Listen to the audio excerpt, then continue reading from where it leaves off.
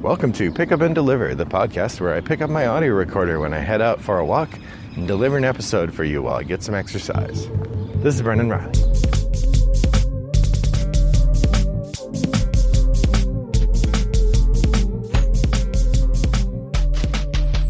Well, good morning, listeners. It is still Saturday, May 25th. I'm actually recording 2 episodes in a row. Oh my goodness, I can't believe it. So, I'm actually just continuing where I left off. We're going to do the next 10 in my top 50 games. This will be numbers 30 through 21. So let's jump right in. Number 30 is, I think, the second, or let me glance at the rest of the list here, second or third. It's the third Martin Wallace game to make it onto my list. In case you hadn't realized I was a Martin Wallace fanboy, 3 of his games in my top 50, and I'm not even halfway. This is Via Nebula. Via Nebula is an interesting little path building game. It's sort of a train game that hasn't revealed itself to be a train game, and it's pretty interesting for all that. The theme is kind of wishy-washy and light, but the gameplay is really tight. It's sort of like, how do you boil the experience of a train game of route planning and limited resources down to a 1-hour experience? And I think Wallace has done that brilliantly. The components, while they're kind of nonsensical, it's hard to understand what they mean. They're really nice, and it's a fun game to play. I actually put it on my 10 for 10 this year, so I'm trying to get 10 games of it played. I think I've got 2 so far, 1 or 2, but it's definitely going to hit my table more. That's Via Nebula from Martin Wallace. My number 29 is an older game, but I say older, all of these are pretty new, but in the long scheme of history. And this is a Vlaada Chvátil game, Galaxy Trucker. Galaxy Trucker is a really interesting game. If you haven't played it, definitely check out some of the reviews online and think about whether this would be a good fit for you. It's a kind of frenetic tile placement game where you're building a spaceship, and the theme is really weird. It's like, the idea is you're building a cheap spaceship to fly through space in order to deliver plumbing parts. And so, to maximize their profit, the company has let you build your own spaceship out of the parts that you're going to be delivering. So you're building this sort of wonky, goofy ship. And the rule book is hilarious in that it says, so like, laser cannons are important because they can fight off asteroids and pirates. So you want as many laser cannons as you can have. Crew members are important because they can do this and that. You want as many crew members as you can have. Basically, it just tells you need all the things. The challenge, of course, is that you can't have all the things. The game is meant to be fast. You play it by grabbing tiles out of the middle, blindly, looking at them, and then you can either place them immediately, put up to 2 in reserve, or put it back on the board face up, and now the other players can see it and grab it. And there's all these rules about how the different pieces connect, and if you connect them incorrectly, then you end up, your ship falls apart before you even take off. And then you fly through space and you get hit with debris and space pirates and all this stuff that's tough, so it's really hard to predict. It's a really random game and very silly. It's only fun to play if you recognize it's going to be silly. But if you recognize that, it's super fun. So, I recommend Galaxy Trucker, my number 29. Number 28 is Arctic Scavengers. Arctic Scavengers is a bit older, and it sort of shows it as you play, but it's a lovely little deck builder. The idea is you are a tribe of survivors in a kind of ice age apocalypse, and you're trying to gather survivors and gather material, and each round you get to you get your cards, and you can go hunting for food, and you can recruit new people. But anybody that you don't use, you send to a skirmish. And the idea is there's this stack of really good cards that everybody wants. And one person gets to peek at what the good card is. Everybody else has to just go on faith. And then you all send people to battle over the good card. And whoever sends the most people or whatever gets the good card, and it goes into their deck. Just like a standard deck builder where you're drawing 5 and playing cards and then discarding and drawing new ones. It's an interesting game, really much more fun if you have the expansion, so you get to have leaders, you get to build buildings. So I definitely recommend playing with the expansions. You can get a set of it. They have a set available that has both expansions, both the HQ and Recon expansion in the box with the main game.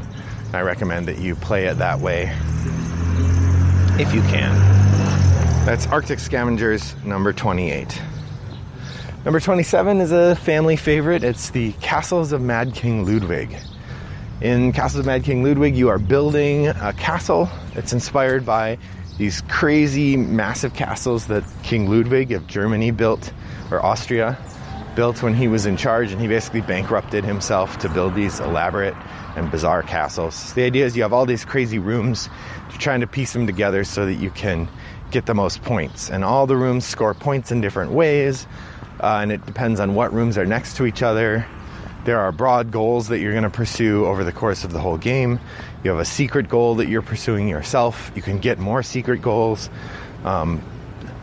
It's sort of the epitome of point salad. The thing that makes the game really interesting is the auction mechanism. So each room costs a certain amount to buy and put in your thing. And each round, one of the players determines the prices for the rooms. So there's 6 rooms available, let's say, and the person who's determining prices arranges those rooms. And their goal is to arrange it so that the room they want doesn't get purchased. But the really attractive rooms, they want to try to price them just right so people will pay the most that they will for them if they can. Because the main architect person gets paid whatever people choose to pay for the rooms. So if you price the good rooms too high, then people don't buy them. They pass and get money, or they do something cheap, and then you don't get enough money, and then when it's your turn, you don't have enough money. So it's an interesting balancing act. And you can also kind of mess with the lead player by refusing to buy anything from them. Though that can backfire for you, because then they get something they want for cheap. So that's Castles of Mad King Ludwig. A fun game, but it takes a little long to play. My number 27. Number 26 is another game I don't own. This is Euphoria, Build a Better Dystopia. Euphoria is a game by Jamie Stegmaier from Stonemaier Games. It's themed around dystopias, sort of literary dystopias in general. And the idea is you are building this sort of dystopian society, and you're trying to build these achievements and manage your workers. And the clever thing about the game is you have used dice for workers, and they get rolled at various points. And the roll indicates both how good they are at what they do, but also how smart they are. And the smarter the workers are, the more likely it is they're going to realize that your dystopia is a dystopia, and then they're going to leave. So there's an interesting mechanism where you don't want workers who are too smart, because they'll wise up and abandon you. But you also don't want a whole crop of dum-dums, because they won't be able to get anything done. It also has a cool bumping mechanism, which I know is in some other games, but this is the first place I encountered it, where you're never blocked from a space. It's just that you put one worker out each turn, and you get to do what that space does. And if you put that worker on an empty space, that's fine. You just put the worker out. If you put the worker on a space where someone else already is, then you bump their worker back to them. The advantage to that for them is they get another turn before they have to take the refresh action, so that one of the actions you can take on your turn is just to get all your workers back. But that sucks, because you don't do anything else when you do that. So if you bump someone else's worker, you're giving them one more turn before they have to do the refresh action. So it's a neat little thing. And you can't bump your own worker, if I recall. So that is Euphoria, number 26. My number 25 is, I think, the only Stefan Feld game I have on here. In fact, it might be the only Stefan Feld game I've played, at least in person. I'm playing Castles of Burgundy right now online. It's a different experience. But this is AquaSphere. The theme of AquaSphere is that you are scientists studying in an underwater facility, and you're trying to research various things about octopuses, or octopods, the game calls them. And it's like many Stefan Feld games. You're trying to manage 9 different things at once, and trying to figure out which lever to pull to get the most points. You're building a better submersible. You're adding to the workers you're you're building a better submersible, you're building robots, you're adding to workers in the base. There's 1,000 things going on. It's a really fun brain burner. I like it a lot. Thematically, it's much more interesting to me than most of the Feld games, which are pretty boring sounding, or even boring looking. I mean, Castles of Burgundy, which is widely regarded as his best game, looks so boring. Blech. And I like a theme. I like an interesting theme. So the idea of managing robots and investigating octopods in an underwater base, that sounds neat. So AquaSphere, definitely worth playing. I really like it. My number 25. Number 24 definitely falls in the nostalgia category. This is a game I have not played for 15 years probably, and that is Vampire: The Eternal Struggle. So Vampire: The Eternal Struggle was a collectible card game that ran through the late 2000s, designed by Richard Garfield, designer of Netrunner and Magic, and King of Tokyo and Robo Rally. So this game was specifically built around the idea of making a collectible card game that's played in larger groups than two. So most CCGs are two-player games. This one's meant to be played in more. I think I've talked about it before. But the idea is you are a Methuselah, an ancient vampire, governing a cadre of younger vampires who are your legion, and you're using them to fight against other vampires in this struggle for dominance in the secret vampire world. And the way it works is you're seated around the table. The person to your left is your prey. The person to your right is your predator. And most of the mechanisms in the game let you attack only your prey. And your predator gets to attack you. And so the idea is you work your way around the table, defeating person after person to your left, while trying to fend off the person to your right. And the goal is to be the last one standing. The other thing I really like about the game, which I've borrowed for my game that I'm working on, which is called Something Wakes in the Forest. I'm sure at some point we'll talk about that. Is the idea of the pool. So in Vampire: The Eternal Struggle, you have a supply of life called your pool. And that is both your life in the game, but also your money. So you have this, I think you start with 30 pool. And a lot of times that you want to do something, you have to spend pool in order to do it. The thing is, if you run out of pool, you lose the game. So I love the idea of the thing that keeps you in the game also being the thing that you have to spend. So you're constantly doing this balancing act. You know, in essence, any game that uses an economy works the same way. An economy game that's built around growing instead of falling out. So a game where the person who ends with the most money wins. Anytime you spend money, you're spending your victory points. And so that's the same balancing act, design-wise, is the amount of economy that you're using being a kind of balance there. So I like those things quite a bit, and that's part of what I like about Vampire. It's also, because it's a collectible card game, you've got these buildable decks. A company just recently bought the rights and has started re-releasing the cards through drive-through cards. So you can start playing Vampire again if you want, or acquiring cards you didn't have. It's interesting. It's a little on the expensive side, but it actually isn't. It's on the expensive side if you... I don't know. The prices are actually pretty reasonable for the cards you get. I'm really tempted, but I don't know who I'd play with, and the last thing I need is another game that I have to buy a lot of cards for. So Vampire is an interesting game because you've got this element where you're spending your own resources and the deck building thing. It also has something I really like, which is lots of different options. There are something like 12 different clans in the original Vampire role-playing game. So those clans are represented in the card game, and each one has a variety of different skills that they're good at, which are, again, translated over from the role-playing game.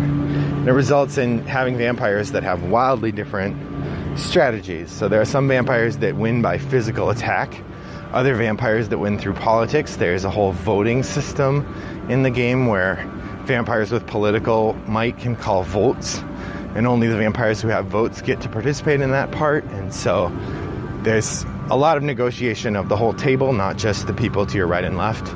But it makes for an experience that's utterly different than almost any other card game.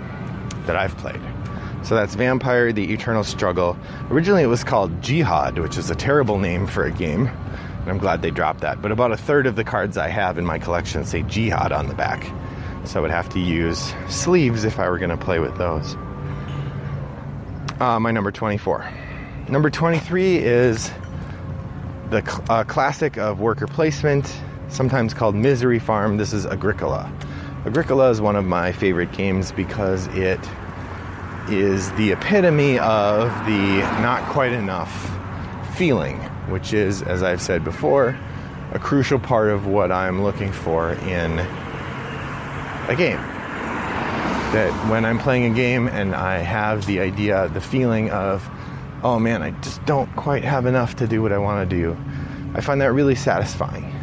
It makes for a really interesting experience. It makes for a real brain burn when you're playing. You find yourself wrestling with, how do I get the cards, how do I get the game to do what I want, and I only have 3 actions to do it. Agricola also has these occupation cards and these improvement cards.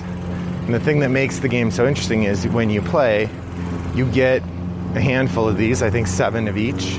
So experienced players will find themselves with 14 of these cards, and they will draft them. So you'll each pick a card and pass the rest to the next person who picks a card, and so on. And over time, you figure out which cards you want, and then as the game goes on, you'll get to play a few of your occupations and a few of your improvements, and those should accelerate the rest of your game. But it adds so much variety to the experience. So you have this basic thing that happens in the game, and then as you play the cards, the experience of the game changes dramatically. It works really well, and it's a favorite of mine. So that's number 23, Agricola. 2 more on this episode. Number 21, or number 22, is one of the first hobby games I picked up since I started back into the hobby. I was introduced to it by a student who did a presentation in a class about it, and that is Last Night on Earth, the zombie game. Last Night on Earth is the epitome of what some people call Ameritrash. It is all dice and card draw and a lot of luck and tons of theme. It's from the same company that makes Fortune and Glory, which I mentioned earlier in the list, Flying Frog Productions. And so Last Night on Earth is a zombie-themed game where you are... it's like playing a zombie movie, really. Each player takes on the role of a stereotypical zombie movie character, either the high school jock or the sheriff or the out-of-town drifter or a priest. And you are fighting zombies, and the zombies, of course, pop up all over the place. The zombies can burst through walls, whereas the human players have to go through doors. The zombies are incredibly dangerous if you let them get up close, but once the humans get a couple weapons, they can mow through the zombies like butter. There are a bunch of expansions that give the humans extra powers as they gain experience, but also allow the zombies to make like super zombies. So that adds some things to it. I haven't played very much with those. I just have the base set and a couple of the small expansions. I've got a buddy who's got everything from the game. So usually, in the last few years when I've played, I play with him. But on its own, it's a really fun game if you just want to chuck some dice and play something simple. So that's Last Night on Earth, the zombie game. Number 22. So my number 21, and the last game I'll cover in this episode is from designer Gil Hova of Formal Ferret Games, and that is The Networks. So The Networks is what kind of game would I call it? It's not action selection. I guess it's a market game. So in the game, you are trying to build a TV network, and it's built around the idea that you have a crummy network and you're trying to make a good network.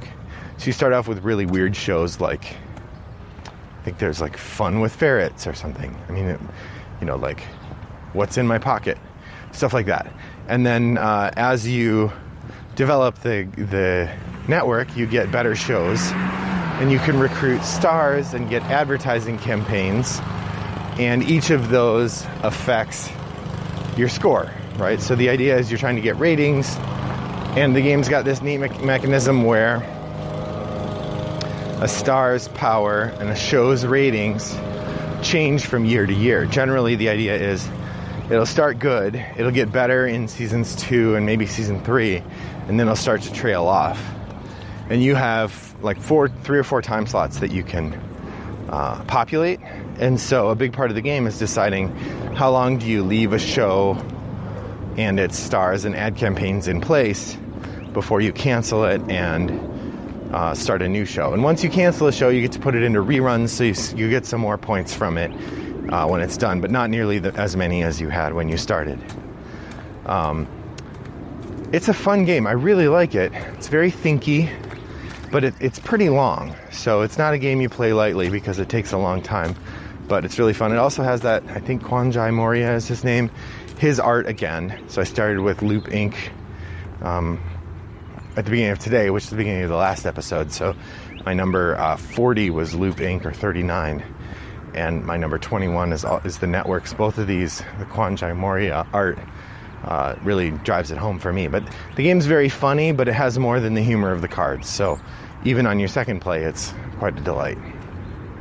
So that was number 21. I've got 2 more episodes while you hear my top 20. Hopefully you've enjoyed this. Pop by Guild 3269 on Boardgame Geek to let me know what you think. What is your favorite Kwanjai Moria art game? What did I miss when I was talking about the game from you? And so on. Otherwise, I hope that you have a pleasant walk next time you go out. And thanks for listening. Bye-bye.